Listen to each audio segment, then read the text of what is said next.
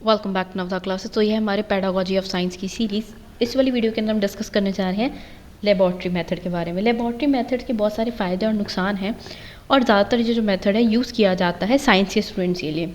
इस मेथड को इसलिए यूज़ किया जाता है क्योंकि यहाँ पर जो प्रैक्टिकल वर्क है बहुत ज़्यादा ज़रूरी है जो साइंस के सब्जेक्ट्स के लिए, क्योंकि इस लेबॉर्ट्री मेथड के अंदर हम कंक्रीट टू एब्स्ट्रैक्ट जाते हैं, यानी कि बहुत सारी थ्योरेटिकल नॉलेज जो है बिना प्रैक्टिकल नॉलेज के जो है इतनी पॉसिबल नहीं है।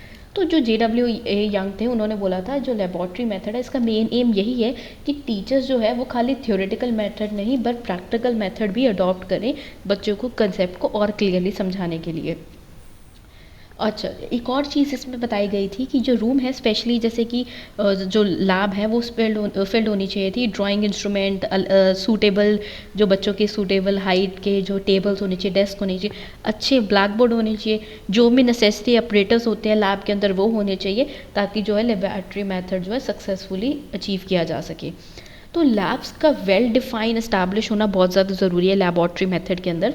इसके अंदर लैब के अंदर एक्सपेरिमेंट करके बच्चों को चीज़ों का अंडरस्टैंडिंग करवाई जाती है। इस मेथड के फ़ायदे इसलिए क्योंकि जब भी बच्चे लैब में जाते हैं तो वहाँ पर ना हमेशा ग्रुप्स में काम करते हैं, उनको ग्रुप के अंदर काम करना आ जाता है। एक और है, ये इसको साइकोलॉजिकली साउंड मेथड इसलिए बोलते हैं क्योंकि इसके अंदर कंक्रीट टू एब्स्ट्रैक्ट है, यानी कि कोई चीज़ जो बच्चे को कंसेप्ट ऑलरेडी पता था उस कंसेप्ट के थ्रू नए नए एग्जाम्पल दे के एक नई चीज़ का समझाना, इसको बोलते हैं नोन टू अननोन। फिर इसके अंदर एक और चीज़ है, बच्चे के अंदर सेल्फ कॉन्फिडेंस, सेल्फ इंडिपेंडेंसी आती है क्योंकि जब बच्चा वो खुद अपने हाथ से काम करता है तो वो थोड़ा कॉन्फिडेंट बन जाता है। साथ में ये जो मेथड है चाइल्ड के नेचर के हिसाब से, जो चिल्ड्रन है वो एक्टिव बनते हैं ये वाले मेथड को अडॉप्ट करके, नई नई चीज़ें एक्सपेरिमेंटली परफॉर्म करके। इस तरह की जो मेथड है उससे जो है टीचर और बच्चे के बीच में जो रिलेशन है वो और ज़्यादा स्ट्रॉन्ग हो जाता है, वो एक दूसरे को और अच्छे से समझ पाते हैं और स्पेशली बच्चे के माइंड में ना जो कंसेप्ट होते हैं लेबॉर्ट्री मेथड के थ्रू और ज़्यादा क्लियर हो जाते हैं, चाहे वो मैथ्स के कंसेप्ट हो या फिर कोई भी स्टेटमेंट हो, जो थ्योरीज हों। और ये काफ़ी इजी और इंटरेस्टिंग और लास्टिंग मेथड है, यानी कि बच्चा जो इस मेथड के थ्रू चीज़ें सीखता है उसको काफ़ी ज़्यादा टाइम तक याद रहती हैं। इसको मीनिंगफुल मेथड भी बोला गया है। अच्छा, ये जो मेथड है ये एवरेज और बिलो एवरेज स्टूडेंट के लिए बहुत बेस्ट है क्योंकि जो गिफ्टेड होते हैं, अबव एवरेज होते हैं, उनको तो बहुत ईजिली कंसेप्ट समझ आ जाते हैं, लेकिन जो एवरेज या बिलो एवरेज स्टूडेंट है उनके लिए मेथड काफ़ी बेस्ट है। इसके अंदर लर्निंग बाय डूइंग है या फिर इसको कंक्रीट टू एब्स्ट्रैक्ट या नोन टू अननोन भी बोल सकते हो। इसके अंदर ये सारी चीज़ें फॉलो हो रही हैं क्योंकि बच्चा इसमें खुद काम कर रहा है और नई नई चीज़ें जो है सीख रहा है। इससे बच्चों को प्रैक्टिकल के साथ साथ बहुत सारी इन्फॉर्मेशन मिल रही है, स्पेशली बुकिश वन के अलावा। जो बुकिश वन तो हर किसी चीज़ से जैसे लेक्चर मेथड से मिल जाती है, बट जो प्रैक्टिकल और इन्फॉर्मेशनल नॉलेज है वो इस मेथड से मिल रही है। अच्छा, जो इंपॉर्टेंट चीज़ है, बच्चे ना यहाँ पर जब परफॉर्म कर रहे हैं तो हम कहते हैं बच्चा जो अपनी सेंसेस के थ्रू नॉलेज को रिसीव कर रहा है, अपनी आईज से देख रहा है, कानों से सुन रहा है, हाथ से परफॉर्म कर रहा है, तो जो नॉलेज है वो ज़्यादा परमानेंट है। अच्छा, इसमें बच्चे को एक काम करने की फ्रीडम है, अपनी कैपेसिटी और अपनी एबिलिटी के हिसाब से वो काम करता है। इससे क्या होता है कि वो जो इनडिसिप्लिन की प्रॉब्लम होती है, जैसे टीचर पढ़ा रही है, बच्चे शोर मचा रहे हैं, उनका ध्यान नहीं है, वो वाली जो प्रॉब्लम है वो सॉल्व हो जाती है। और इसके अंदर जब बच्चे सारे मिलकर काम करते हैं ना, वो जो कोऑपरेशन की फीलिंग आती है यानी कोऑपरेटिवनेस आ जाती है। तो ये इसको एक सिस्टमाइज्ड और ऑर्गेनाइज मेथड बोलते हैं। तो ये बेस्ट मेथड है स्पेशली फिजिक्स या बायो या केमिस्ट्री जैसी सब्जेक्ट्स के लिए।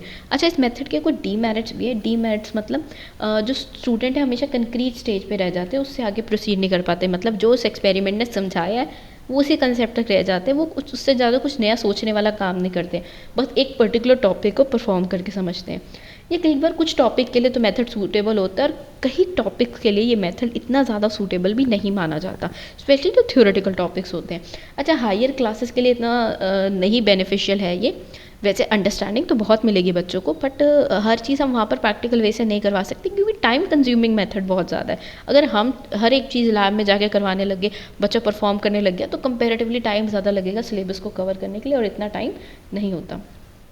फिर हम बात करेंगे यहाँ पर जो टेक्स्ट बुक है ना हमारी, वो प्रैक्टिकल वर्क के हिसाब से डिज़ाइन नहीं है। हमारा जो करिकुलम बना हुआ है वो काफ़ी डिफरेंट है, प्रैक्टिकल और थ्योरेटिकल को सेपरेट किया गया, कंबाइन नहीं किया गया। और यहाँ पर थिंकिंग और रीजनिंग पावर को इतना डेवलप नहीं किया जाता, यहाँ पर थिंकिंग और रीजनिंग पे इतना जोर नहीं देते, यहाँ पर बस जो नॉलेज है उसको प्रैक्टिकल वे से समझा देते हैं। और यहाँ पर कहा जाता है कि स्पेशली जो हमारी लैब्स होनी चाहिए, चाहे वो मैथमेटिक्स हो, फिजिक्स, केमिस्ट्री, बायोलॉजी हो, वो काफ़ी वेल इक्विप्ड होनी चाहिए। और इस तरह के जो छोटे स्कूल है वो इतना जो महंगा इंफ्रास्ट्रक्चर और इक्विपमेंट्स हैं वो अफोर्ड नहीं कर पाते। तो अगर हम एप्लीकेशन की बात करें तो लोअर लेवल यानी कि छोटी क्लासेस में ये बहुत बेस्ट मेथड है। हायर लेवल पे इसलिए इंपॉर्टेंट नहीं माना जा मतलब इंपॉर्टेंट है, हायर लेवल पे इसको अडॉप्ट नहीं किया जा सकता क्योंकि बहुत ज़्यादा टाइम कंज्यूमिंग है। इससे बेनिफिशियल क्या है, काफ़ी हेल्पफुल है जो आइडियाज़ और कंसेप्ट को क्लियर करने के लिए। और इससे क्या होता है, बच्चा जो है कंक्रीट टू एब्स्ट्रैक्ट स्टेज पे चले जाता है, वो कंक्रीट पे नहीं रह जाता, वो आगे फॉरवर्ड जाते हैं कंक्रीट टू एब्स्ट्रैक्ट में। और ये काफ़ी अच्छा मेथड है।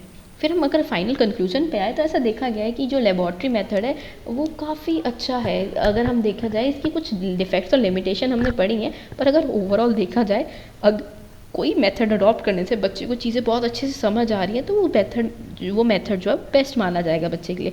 और स्पेशली ये बेटर हायर क्लासेस के लिए है, क्योंकि अगर बच्चा जो है उस अपने जो टॉपिक्स या कंसेप्ट को डे टू डे लाइफ या इन चीज़ों से कंपेयर करता है तो वो और ज़्यादा बेटर बन जाता है। और स्पेशली जब बच्चा लेबॉर्ट्रिकल वर्क करता है तो उसकी थ्योरेटिकल नॉलेज को नरिशमेंट मिलती है, मतलब उसको थ्योरेटिकल नॉलेज और अच्छे से समझ आती है। तो ये था हमारा लेबॉर्ट्री मेथड। नेक्स्ट वाली वीडियो के अंदर हम डिस्कस करेंगे कॉम्प्रिहेंसिव एंड कंटिन्यूस इवैल्यूएशन, जिसको हम बोलते हैं CCE।